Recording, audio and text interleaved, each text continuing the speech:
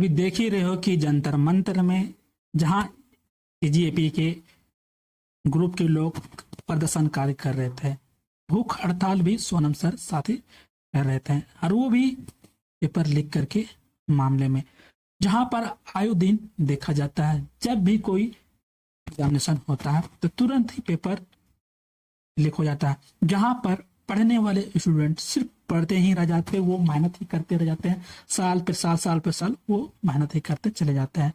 और जिनके पास पैसे होते हैं वो पैसे देकर तुरंत ही सीट खरीद लेते हैं। वैसे में जो ये माफिया होते हैं पेपर लीक गैंग का, जो वो सीट बेचते हैं, उन्हें सिर्फ पैसे से मतलब होते हैं, देश से मतलब नहीं। वहीं कुछ ऐसे भी नेता हैं जो कि और मजे लूटते हैं, तुरंत एक्शन नहीं लेते हैं, उनको भी पैसे से ही मतलब होता है। यदि उन्हें देश से मतलब होता तो तुरंत ही एक्शन लेते हैं, लेकिन उन्हें पैसे से मतलब है, देश से मतलब नहीं है। यही दिनों जब रिजल्ट आएगा और कुछ झोला छाप डॉक्टर बनेंगे, कुछ झोला छाप इंजीनियर बनेंगे, तो क्या होगा आगे चल करके?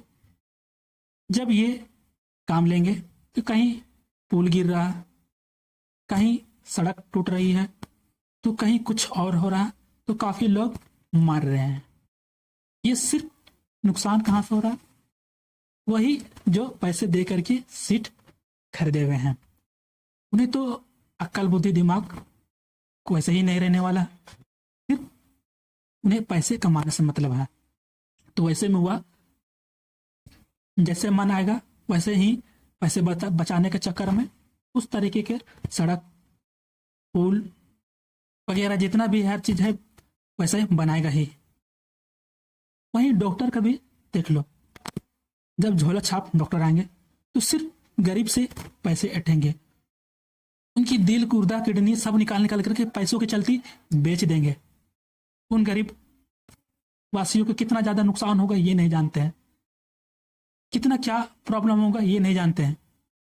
लेकिन जो जानता है, मेहनत करता है, उन्हें यह सीट मिलनी चाहिए और उनके खिलाफ ये जारी होनी चाहिए कि किसी भी तरीके का कोई भी पेपर लीक जब होता है तो तुरंत ही उन्हें एक्शन लेना चाहिए और उनके खिलाफ तुरंत बड़े से बड़े कार्रवाई होना चाहिए। अभी आयो दिन देखा जाता है कि जब भी कोई नया पेपर आता है, चाहे गवर्नमेंट जॉब का भी देख लो या फिर नीट का ही देख लो, कोई सा भी एग्जामिनेशन देख लो, तुरंत ही वहां पर पेपर लीक का मामला आता ही आता है, जिससे काफी कुछ नुकसान देखने को मिलता है।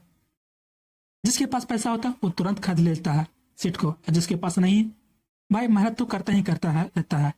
वही देखते हुए हमारे सोनम सर, जो कि भूख हड़ताल में बैठे और लगभग 23 दिनों तक भूख हड़ताल किए, जो कि उन्हें फिर उठा करके जबरदस्ती ही दूसरे अस्पताल में से शिफ्ट कर दिया गया।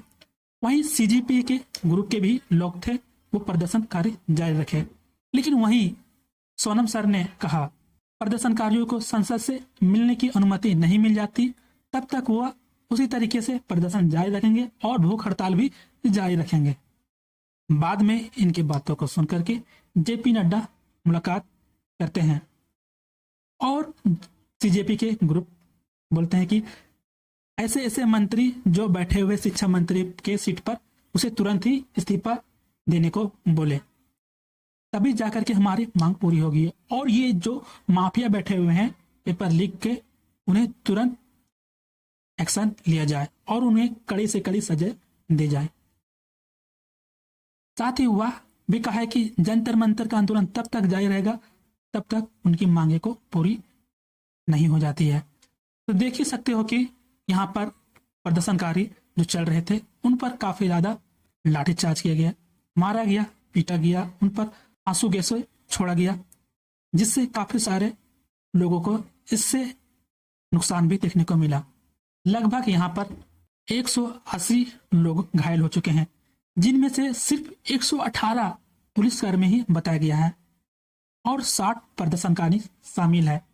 लेकिन ये भी सच क्या है ये भगवान ही जाने।